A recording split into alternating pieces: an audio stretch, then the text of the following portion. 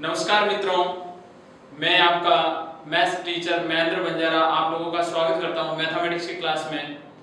आज अपन लोग करने वाले हैं जो है आपका जो संजीवनी बूटी कॉन्सेप्ट चल रहा है, जो अपन ने कल 10th वाले बच्चों के लिए जो भी वीडियो डाला है उसका मैं पार्ट 2 आज लेके आया हूं। कल मैंने आप लोगों को 3 क्वेश्चनों के बारे में अच्छे से जानकारी दे दी थी, जो बोर्ड के अंदर किस टाइप के आते हैं और अब की बार किस टाइप के आएंगे, अपन को किस प्रकार से तैयारी करनी है और कैसे अपन को बोर्ड एग्जाम में अच्छे मार्क्स प्राप्त करने हैं। आज अपन फिर से कुछ एक अच्छे क्वेश्चनों को देखते हैं जो बोर्ड पैटर्न से पिछले 3 सालों से चले आ रहे हैं, उसके अकॉर्डिंग चलते हैं। तो देखें, क्वेश्चन है मेरा आज का जो मैं क्वेश्चन करवा रहा हूं, ये मेरा क्वेश्चन नंबर लास्ट वीडियो 3 तक हो गया। ये क्वेश्चन नंबर 4 जो बोर्ड के अंदर क्वेश्चन नंबर 4 आता है वो कैसा होता है। ये क्वेश्चन नंबर 4 आता है त्रिकोणमिति से। इस चीज को ध्यान रखें, ट्रिग्नोमेट्री, त्रिकोणमिति। और जो आज ही अगर हमारे साथ जुड़े हैं तो पिछले वाला वीडियो जाके जरूर देखें, प्लेलिस्ट में सारी चीजें आपके पास आपको मिल जाएगी, और ताकि आज वाला वीडियो भी आपके अच्छे से क्लियर हो सके।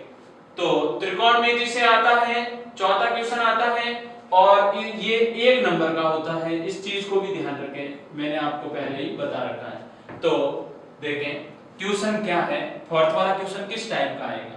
क्वेश्चन ये है कि tan square 60 plus 3 cos square 30 का मान ज्ञात कीजिए।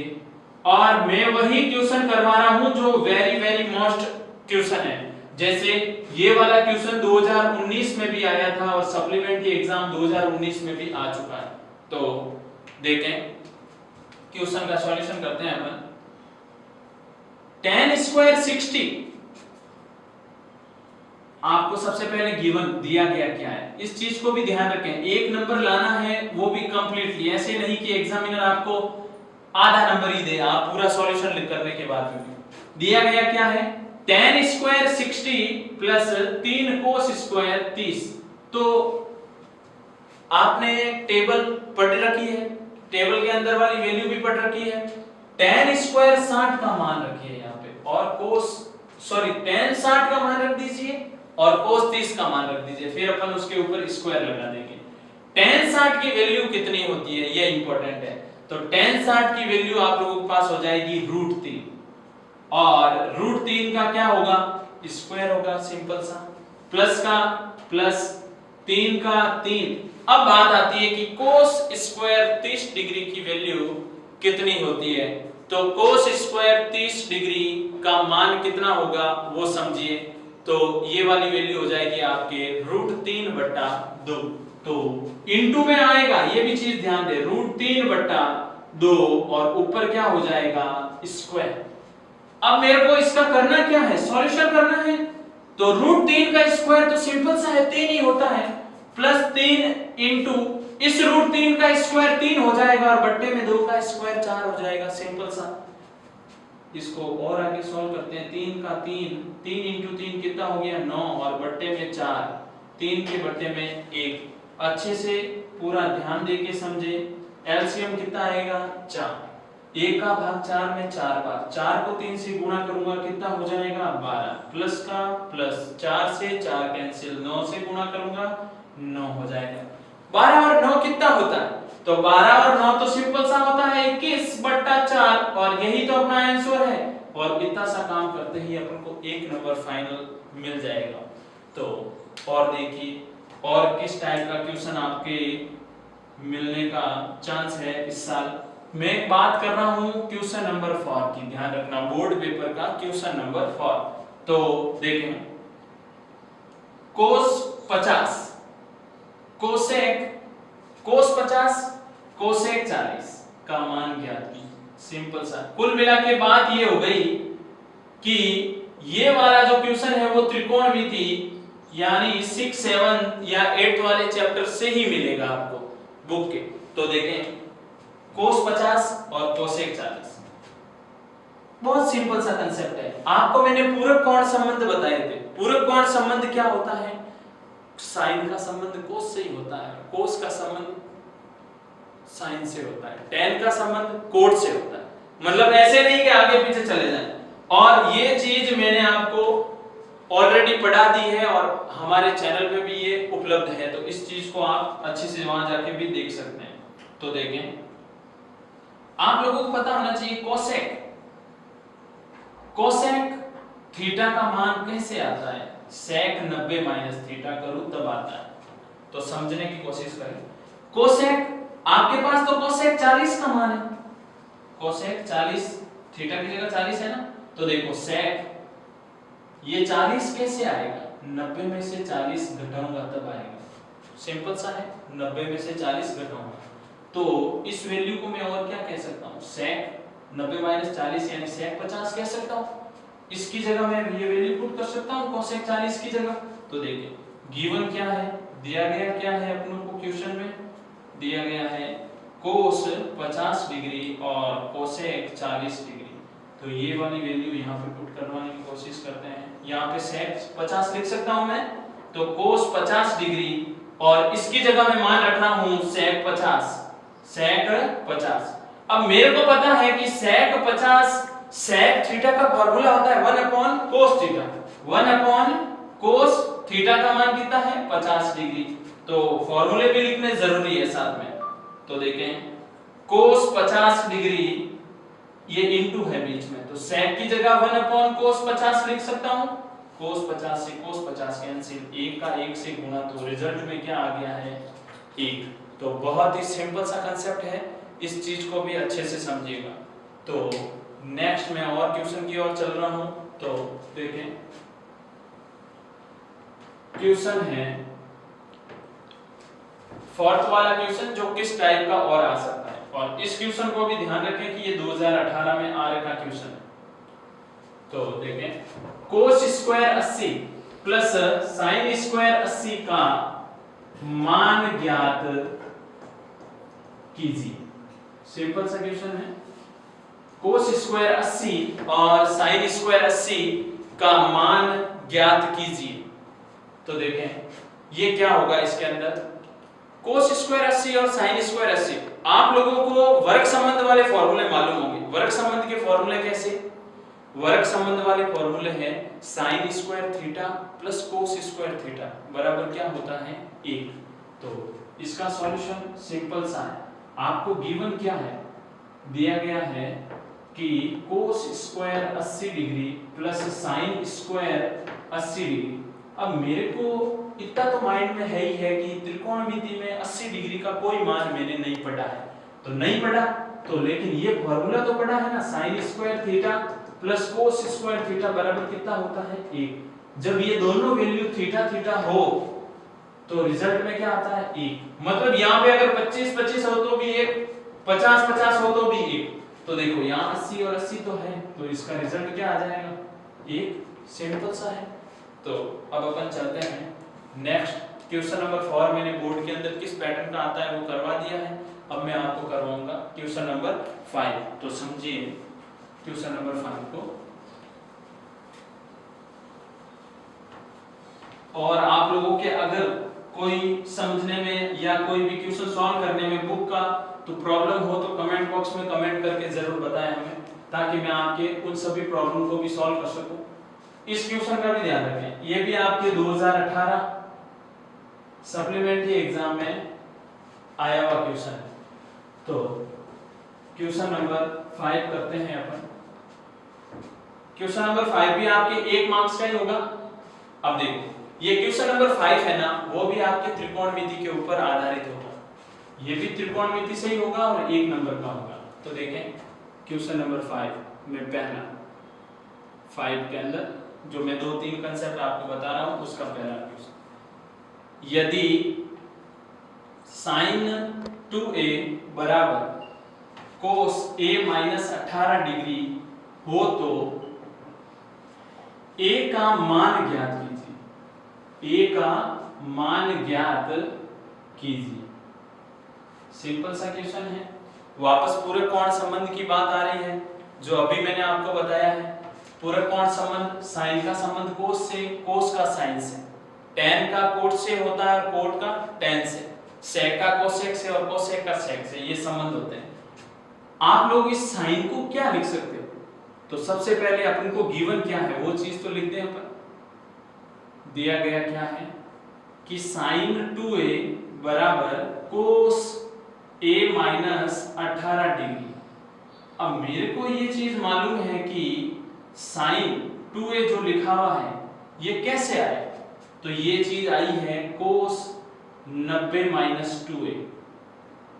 इससे कैसे, तो मेरे को पता है कि साइन थीटा बराबर क्या होता है कोस 90 माइनस थीटा, यही होता है, ये फॉर्मूला आपने पढ़ रखा है। तो साइन थीटा हो तो 90 माइनस थीटा होता है और कोस हो जाता है वहां पे, तो साइन थीटा की जगह क्या है 2a, तो कोस तो होना ही है 90 का 90 और थीटा की जगह 2a कर दीजिए। ये रहा साइन 2a, इसकी जगह ये मान पुट कर देते हैं तो ये हो जाएगा कोस 90 माइनस 2a बराबर में क्या है कोस a माइनस 18 डिग्री। ये तो कैंसिल हो गया क्योंकि बीच में क्या है बराबर है, इधर क्या है 90 माइनस 2a और बराबर में क्या है a माइनस 18 डिग्री, ये 90 डिग्री है। a वाली वैल्यू को एक तरफ और संख्यात्मक मान को एक तरफ कर दीजिए। 2a माइनस का है उधर जाएगा तो प्लस में हो जाएगा, 18 माइनस का है तो इधर आएगा तो प्लस, तो 18 इधर आते ही 90 में जुड़ जाएगा और 2a उधर जाते ही a में जुड़ जाएगा। तो देखिए 90 और 18 कितने हो गए 108 और 2a और a कितने हो गए 3, तो मैं कह सकता हूं 3a बराबर 108 है।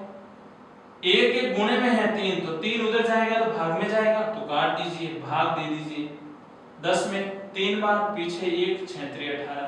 अपन को किसका मान चाहिए था a का, तो a का मान सिंपल सा कितना हो गया 36 डिग्री। एक और क्वेश्चन देखते हैं। क्वेश्चन क्या है, क्वेश्चन ये है यदि एक ऊर्ध्वाधर और क्षैतिज दो कंसेप्ट होते हैं। ऊर्ध्वाधर का मतलब अपन कह सकते हैं खंबे की स्थिति, क्षैतिज जो अपना समतल जिसके ऊपर अपन खड़े होते हैं। यदि एक ऊर्ध्वाधर छड़ की लंबाई, आपके पास एक ऊर्ध्वाधर छड़ है, उसकी लंबाई तथा छाया की लंबाई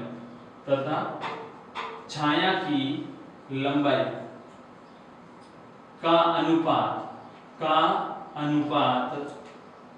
1:3 हो तो सूर्य का उन्नयन कोण ज्ञात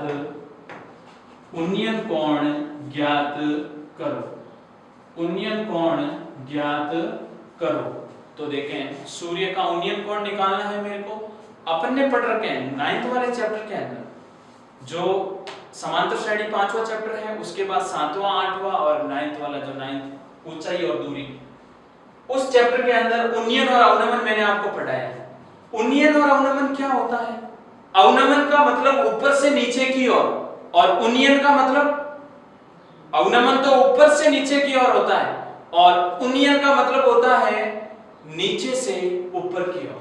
तो एक ऊर्ध्वाधर छड़ है, उसकी छाया, छड़ की लंबाई और छाया की लंबाई का अनुपात, जैसे ये कोई लंबी छड़ है, इस छड़ की छाया किधर बनेगी, जैसे इधर कोई ये छाया बनी, ये तो है आपके छड़ और ये है छड़ की छाया, तो दोनों चीजें आपके पास गिवन है। ये डायग्राम बन गया 90 डिग्री के एंगल के साथ, ये दोनों खड़े हो गए। छड़ की लंबाई का अनुपात यानी छड़ की लंबाई का भाग 1 है और छाया की लंबाई का मान कितना है √3 है। ये मेरा थीटा है, ये ABC मैंने डायग्राम बना लिया, बहुत ही सिंपल सा, क्योंकि ये छड़ है तो छड़ की छाया इधर ही आएगी, तो छाया बन गई। छाया और लंबाई, तो ये लंबाई का मान और ये छाया का मान। तो देखें सॉल्यूशन में दिया गया क्या है, दिया गया है कि एक ऊर्ध्वाधर छड़ की लंबाई व छाया का अनुपात कितना है, कि भाई इसका अनुपात है 1:3। सिंपल सा अनुपात दिया हुआ है। अब देखो ये है लंब और ये है आधार, तो समकोण त्रिभुज में यही होता है, ये होता है लंब और ये होता है आधार। लंब और आधार में tan थीटा का फॉर्मूला, तो tan थीटा बराबर लंब बटा आधार। लाल बट्टा कक्का के अकॉर्डिंग आप कह सकते हो। थीटा का मान नहीं है मेरे पास, थीटा का मान नहीं है ना, क्योंकि कोण ही तो ज्ञात करना है। अब देखो कोण आया है ज्ञात करने में, जबकि अपन ने हर बार यहाँ थीटा का मान देके पढ़ा है। लंब कितना है 1, आधार कितना है √3, 1/√3 tan थीटा की कौन सी वैल्यू होती है वो आपका आंसर तो वहां से आ जाएगा। तो 1/√3 होता है आपका सिंपल सा tan 30।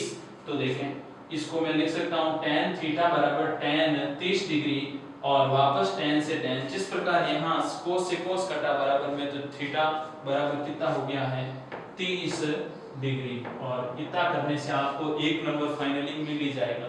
तो ये वाला जो क्वेश्चन है 2018 वाले बोर्ड एग्जाम पेपर में ये आया था, और ये वाला क्वेश्चन 2019 प्लस सप्लीमेंट्री एग्जाम का क्वेश्चन है। तो आप अच्छे से तैयारी करें, हम लोगों का प्रयास आप लोगों के लिए बहुत अच्छा है, हम लोग कोशिश कर रहे हैं आपको बेस्ट से बेस्ट चीज देने की। तो एक और क्वेश्चन करवा रहा हूं मैं, 5th वाली पोजीशन पे कौन सा और किस टाइप का एक और क्वेश्चन बन सकता है, तो समझिए उस क्वेश्चन को। क्वेश्चन है ये कि 10 मीटर ऊंची मीनार, 10 मीटर ऊंची मीनार के शिखर से पृथ्वी पर एक बिंदु का अवनमन कोण, अब की बार ऊपर से नीचे की ओर, उन्नयन नीचे से ऊपर, अवनमन ऊपर से नीचे, अवनमन कोण आपको दिया हुआ है, इसके अंदर कितना दिया हुआ है, अवनमन कोण 30 डिग्री है। तो ध्यान दीजिए बिंदु के मीनार के पाद से दूरी ज्ञात कीजिए, यानी जो मीनार का जो सबसे निचला तल है ना, वहां से पाद बिंदु से आपको क्या निकालनी है, दूरी ज्ञात करनी। तो पहले इसका डायग्राम बना लें अपन, डायग्राम देखें। 10 मीटर ऊंची मीनार, ये मीनार 10 मीटर ऊंची, 10 मीटर ऊंची क्या हो गई ये मीनार। शिखर से, इस मीनार का शिखर यही है, ये जमीन के ऊपर मीनार खड़ी है, ये जमीन है, ये मीनार है, ये मीनार का शिखर। शिखर से पृथ्वी पर एक बिंदु का अवनमन कोण, यानी ऊपर से नीचे देख रहा हूं। वास्तविकता में कोण तो ये होता है 30 डिग्री ये था, लेकिन एकांतर कोण के कारण कोण ये हो गया। सेम स्थिति, ये 30 डिग्री है, तो मीनार के पाद से दूरी ज्ञात करो। ये वाला बिंदु है ना A, ये B और ये C, मीनार का पाद बिंदु यही है। यहां से ये वाली दूरी आपको निकालनी है, इसे मैंने x माना है। तो देखें कुछ नहीं है, गिवन क्या क्या चीजें हैं, दिया गया क्या है वो इंपॉर्टेंट है। दिया गया ये है, जो चीज इस क्वेश्चन में दे रखी है वो आप लिख दें, आपको वो भी मार्क्स दिलवाएगी। 10 मीटर ऊंची मीनार के शिखर से पृथ्वी पर स्थित बिंदु का अवनमन कोण कितना है 30 डिग्री, 30 डिग्री है। तो अपन को क्या निकालनी है, बिंदु के मीनार के पाद से दूरी निकालनी है। तो बिंदु से मीनार तक की दूरी ये मेरे को क्या करनी है, ज्ञात करनी है। तो देखें वापस वही tan थीटा का रिलेशन, tan थीटा बराबर लंब बट्टा आधार। थीटा की वैल्यू कितनी है, जहां थीटा बराबर 30 डिग्री है, इस चीज को भी ध्यान रखें। तो 30 डिग्री बराबर लंब कितना है 10 और आधार कितना है x। tan 30 का मान 1/√3 होता है, तो बराबर में 10/x वज्र गुणा कर लीजिए, x बराबर कितना हो गया 10√3। ये 10√3 मीटर किसकी ऊंचाई आ गई है, सॉरी किसकी डिस्टेंस A से B, यानी इस बिंदु से मीनार के पाद बिंदु तक की दूरी अपने पास आ चुकी है। अब अपन बात करेंगे नेक्स्ट क्वेश्चन नंबर 6, जो बोर्ड एग्जाम में किस टाइप का आता है। तो अब अपन चलते हैं नेक्स्ट क्वेश्चन नंबर 6 के बोर्ड एग्जाम में अपना क्वेश्चन नंबर 6 किस टाइप का होता है वो देखते हैं।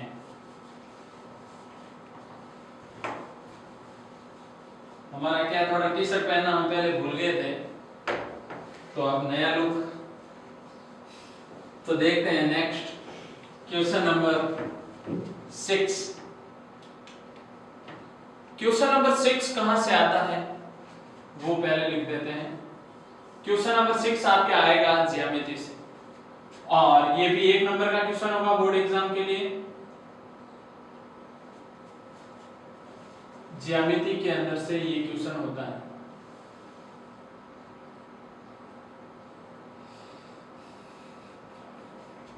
तो क्वेश्चन क्या होता है, क्वेश्चन नंबर 6 के अंदर किस टाइप का क्वेश्चन आता है वो देखिए। क्वेश्चन है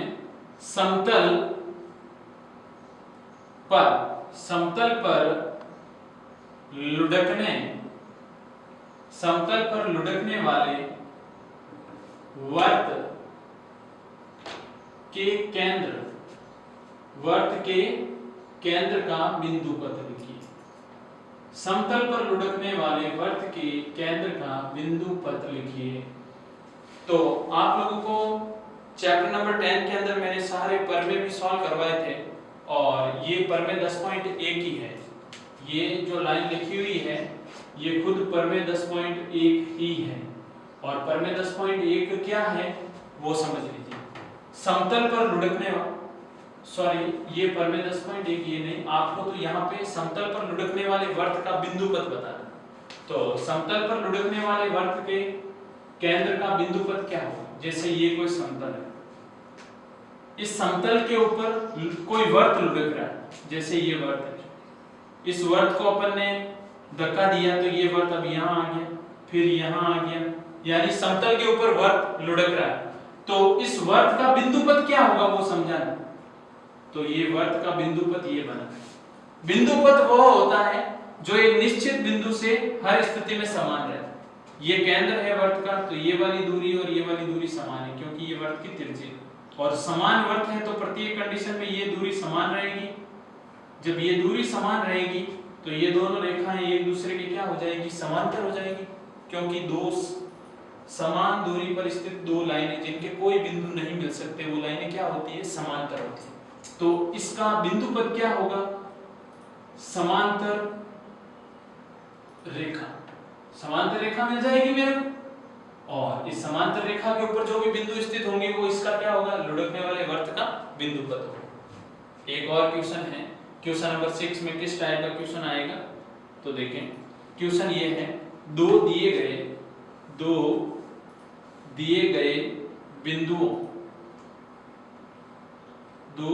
गए बिंदुओं से समदूरस्थ बिंदुओं का बिंदु पथ लिखिए। ये क्वेश्चन आप लोगों के 2019 बोर्ड एग्जाम में आ रखा है, जो अभी मैंने सॉल्व किया, और सप्लीमेंट्री पेपर में भी यही क्वेश्चन आया है। और ये वाला जो क्वेश्चन है 2018 बोर्ड एग्जाम के अंदर आया हुआ क्वेश्चन है। तो इसी टाइप के क्वेश्चन आने का आपकी बार भी चांस है। दो दिए गए बिंदुओं से समदूरस्थ बिंदु का बिंदु पथ, ये है आपके परमे 10.1। अब परमे 10.1 क्या है वो समझिए कि यदि दो दिए गए बिंदुओं से समदूरस्थ बिंदु, यानी यहाँ पे मेरे को ये दो बिंदु हैं, इन दो बिंदुओं से कोई समदूरस्थ बिंदु, कोई तीसरा बिंदु यानी ए बी, और यहाँ पे है कोई बिंदु सी। ए और बी से सी बिंदु समान दूरी के ऊपर है, ये वाली डिस्टेंस और ये वाली डिस्टेंस क्या है, समान है। तो इनका बिंदु पथ क्या होगा, बिंदु पथ ये होगा कि इन दोनों बिंदुओं को मिलाने वाला रेखाखंड, इन दोनों बिंदुओं को ये मिला दिया, ए से किसको मिला दिया, बी को। ए से बी को मिलाने के बाद में अगर सी से कोई रेखाखंड यहाँ आएगा तो वो ए बी का क्या कर देगा, लंब समद्विभाजन कर देगा। ए बी का क्या करेगा, लंब समद्विभाजन। तो देखें इसका आंसर क्या रहेगा, इसका सॉल्यूशन हो जाएगा कि इन्हें मिलाने वाले रेखाखंड, इन्हें जो भी मिला रहे हैं, इन दोनों बिंदुओं को मिलाने वाले रेखाखंड का लंब समद्विभाजन क्या हो जाएगा, लंब समद्विभाजन। तो ये सी से जो बिंदु आएगा वो इस ए बी को दो बराबर और 90 डिग्री के साथ बांट देगा।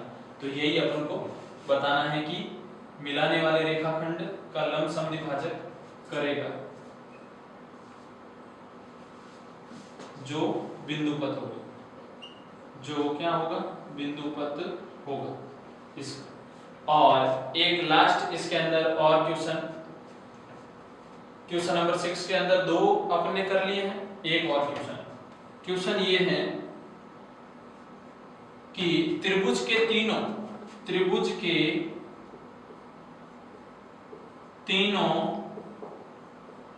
कोणों के समद्विभाजक, त्रिभुज के तीनों कोणों के समद्विभाजकों की बात हो रही है। त्रिभुज के तीनों कोणों के समद्विभाजकों का प्रतिच्छेद बिंदु तीनों समद्विभाजकों का वापस प्रतिच्छेद बिंदु का नाम लिखिए। और 1 नंबर का क्वेश्चन है तो इतना ही आएगा, केवल सिंपल सा नाम ही पूछेगा। इस क्वेश्चन को सॉल्व करने से पहले अपन 2 चीजें क्लियर करते हैं कि आपको त्रिभुज के तीनों कोणों का समद्विभाजक पूछा। जैसे ये त्रिभुज है, ये त्रिभुज के 3 कोण हैं। अगर मैं इस कोण का समद्विभाजक लूं, कोण का समद्विभाजक लेने का तरीका क्या होता है, प्रकार को यहाँ पे रख के अपन को चाप काटने होते हैं, कोण का समद्विभाजन करना होता है। इधर से भी कोण का समद्विभाजन होगा, इधर से भी होगा। ये कोणों का समद्विभाजक यहाँ मिल गया, कोणों का समद्विभाजक मिला। कोणों का समद्विभाजक क्या करेगा, ये कोण का जो समद्विभाजक है वो प्रत्येक भुजा से, यानी यहाँ पे ये ABC है तो ABC की 3 भुजाएं हैं, तो प्रत्येक भुजा से ये दूरी और ये दूरी बराबर है। अगर मैं इसको केंद्र मानूं तो केंद्र मान के मैं वर्त बना सकता हूं, ये वर्त अंदर बनेगा। सबसे इंपॉर्टेंट चीज क्या है, अंदर बनेगा। तो सीधा सा बात, प्रतिच्छेद बिंदु क्या होगा, अंतर केंद्र होगा। ये केवल एक ही वर्ड लिखना है, अंतर केंद्र। इससे क्या बनेगा, अंतःवर्त का निर्माण होगा। ये इसका आंसर है। अगर मैं आपको कह दूं जैसे ये एक त्रिभुज है, इस त्रिभुज की भुजाओं का लंब समद्विभाजन कर दिया, प्रकार को यहां रखा, एक चाप ऐसे, फिर वापस इधर, ऐसे कैसे दोनों तरफ भुजाओं का लंब समद्विभाजन कर रहा हूं।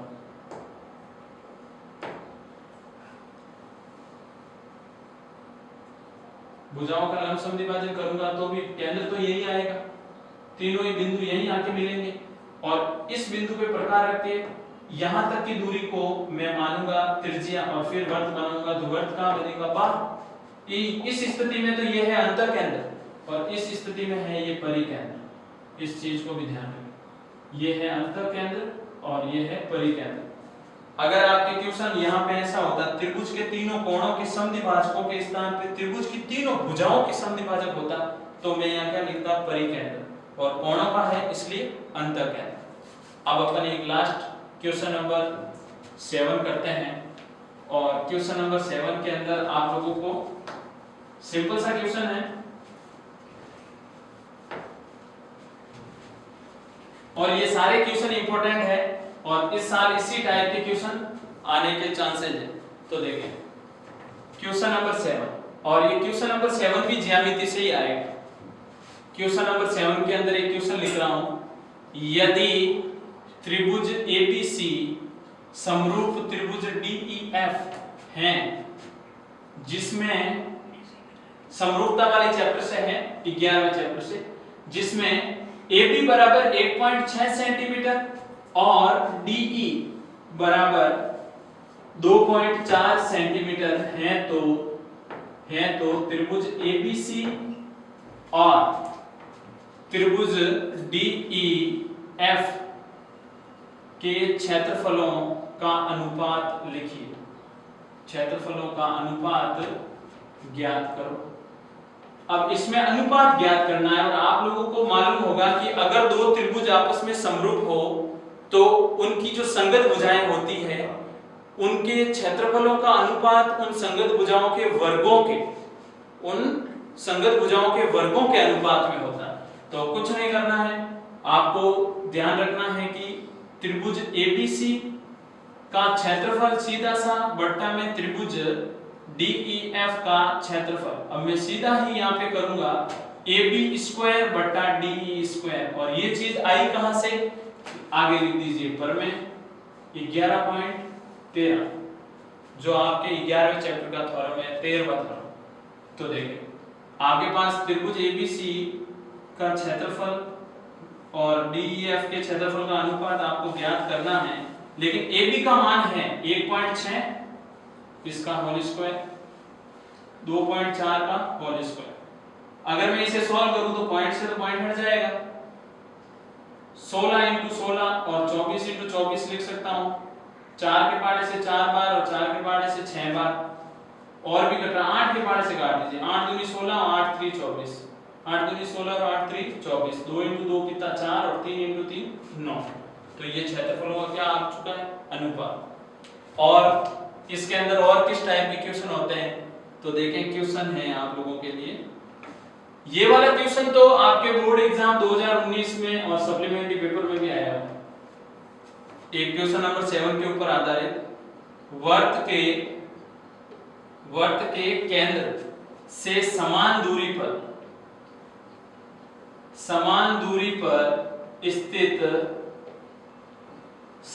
पर स्थित जीवों का अनुपात लिखिए। और एक और क्वेश्चन जो साथ में लिख देते हैं अपन, अर्धवर्त में बने कोण का मान लिखिए। ये 2018 सप्लीमेंट्री का पेपर के अंदर आया हुआ क्वेश्चन है और ये 2018 बोर्ड एग्जाम का पेपर क्वेश्चन है। तो देखें, वर्त के केंद्र से समान दूरी पर स्थित जीवों का अनुपात क्या होगा। जैसे ये वर्त है, ये वर्त का केंद्र है, ये जीवा और ये जीवा समान डिस्टेंस पे है, कहने का मतलब ये दूरी x है और ये वाली दूरी भी x है, तो x अनुपात x यानी 1:1 हो जाएगा। समान दूरी पे अगर जीवाएं हैं तो अनुपात भी 1:1 हो गया, सिंपल सा। और अर्धवर्त में बना कोण कितना होता है, तो ये वाला भी आपके क्या है 12.8 पर में, 12.8 जो पर में है ना उसका ये उप पर में 1 है, यानी 12वें चैप्टर में से आया हुआ। तो कुल मिला के ज्यामिति वाले क्वेश्चन। तो अर्धवर्त में बना कोण क्या होता है, समकोण। केवल ये एक वर्ड ही लिखना है और ये आपको 1 नंबर दिलाएगा।